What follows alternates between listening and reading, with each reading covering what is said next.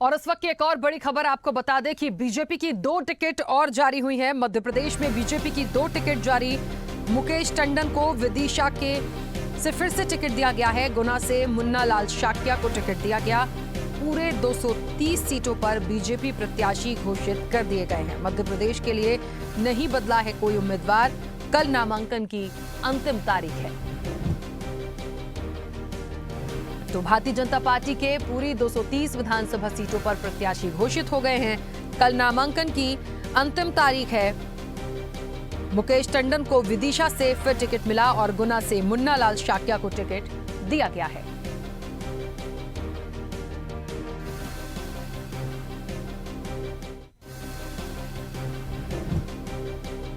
तो गुना से मुन्ना लाल शाक्या को टिकट दिया गया है। पूरे 230 सीटों पर बीजेपी के प्रत्याशी घोषित कर दिए गए हैं। आपको बता दें कि कल नामांकन की आखिरी तारीख है और इसीलिए आज का ये पूरा काम हो गया और अब तैयारी चुनावी मैदान में देखने को मिलेगी। तमाम जो प्रत्याशी हैं जिनके नाम पहले भी घोषित हो चुके हैं, उनमें से बहुतों लोगों ने अपना नामांकन भी जमा कर दिया है और जनता के बीच उनका जनसंपर्क भी तेजी से चल रहा है। और इस बीच इन 2 सीटों की यदि बात की जाए तो आपको बता दें कि इसी के साथ 230 विधानसभा में प्रत्याशी घोषित बीजेपी ने कर दिए हैं। चलिए, और इस वक्त आपको बता दें कि भोपाल से हमारे सहयोगी ताहिर खान हमारे साथ जुड़ गए हैं। ताहिर, जिस तरीके से 2 टिकट्स की और बात थी और 230 का पूरा जो टारगेट बीजेपी का वो पूरा हो गया। कल नामांकन की भी आखिरी तारीख है और विदिशा और मैं गुना के यदि दोनों कैंडिडेट की बात करूं, मुकेश टंडन और मुन्ना लाल शाक्या की, क्या लगता है थोड़ा सा लेट आया लेकिन आया? बीजेपी के महामंथन के बाद गुना और जो विदिशा है वहां की जो तस्वीर है वो साफ हो गई है।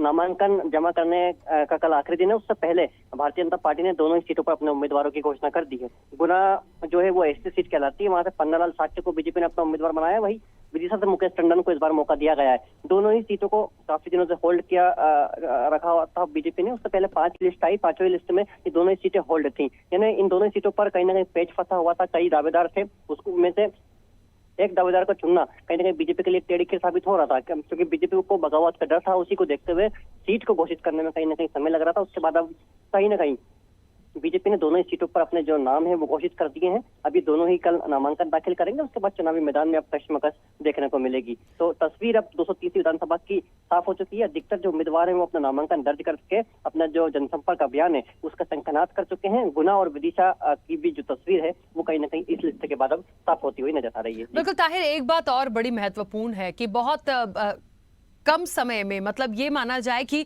लगातार प्रत्याशियों की जैसे सूची आ रही थी, अब सिर्फ नामांकन में 1 दिन बचा है, यानी कल अंतिम तारीख है और आज इन 2 सीटों को डिक्लेयर किया। यानी कहीं ना कहीं एक बड़े मंथन के बाद, और शायद बीजेपी को लग रहा था कि इन 2 सीटों पे कोई ऐसी विरोध की स्थिति ना आ जाए कि जहां दिक्कत हो, इसीलिए इसको एक एंड मोमेंट तक होल्ड किया। और अमूमन हम ऐसा देखते हुए आ रहे थे, ये हमने कांग्रेस के लिए भी चर्चा की थी कि बहुत टाइम लग रहा है उनको अपने कैंडिडेट सामने लाने में, तो शायद इसलिए भी कि विरोध ना देखने को मिले। क्योंकि हमने इस बार भी देखा है जब प्रत्याशियों की सूची आई है, बीजेपी या कांग्रेस, तमाम लोगों की बड़ा विरोध देखने को मिला और खुलकर विरोध किया है कार्यकर्ताओं ने।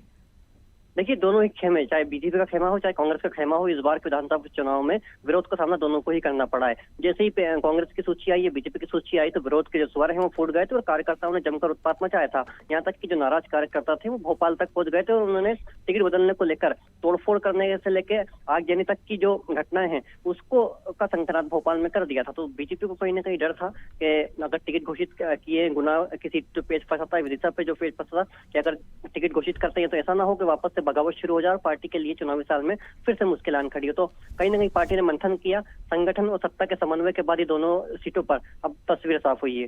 जी चलिए, बहुत शुक्रिया ताहिर पूरी बातचीत के लिए। तो आपको बता दें कि 2 टिकट्स और बची थी, वो भी बीजेपी ने जारी कर दी है। 230 का टारगेट पूरा और अब चुनावी मैदान में ये दिग्गज तैयार हैं। कल नामांकन की आखिरी तारीख है।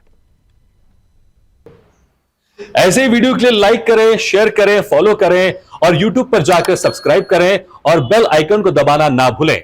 और ताजा तरीन अपडेट के लिए स्वदेशलाइव.com पर जरूर जाएं।